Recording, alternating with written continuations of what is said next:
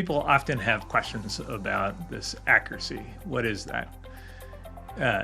In a kind of conceptual way, it's about can a student detect the relative strengths and the relative weaknesses in the set of documents that they've been asked to review.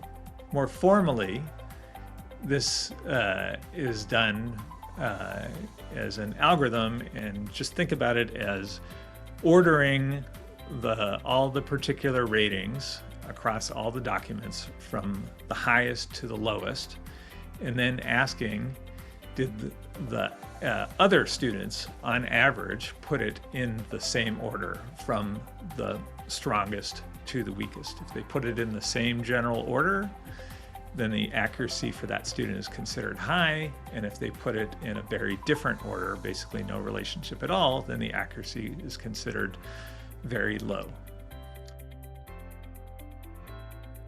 Now, you might be asking, is it fair to judge one student's accuracy by whether they ordered things the way the average students did?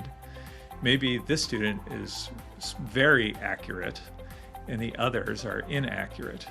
It turns out that this might happen for an isolated rating, but is very rarely happening across all of the ratings on all of the documents that were looked at. When we look at hundreds of courses with thousands of assignments, we just have a paper that came out recently.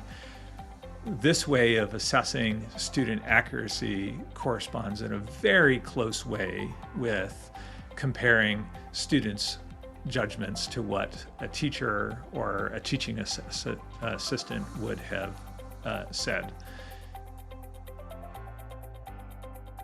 So one of the functions of the accuracy grade is to adjust the document grades that students are given.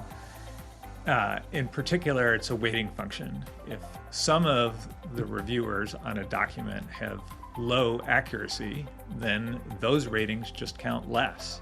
And this takes the noise out of the system and also increases students' confidence when they know that if there's a student who is not taking the task seriously or just generally confused and their accuracy is low, that the ratings generated by that student are discounted by the system.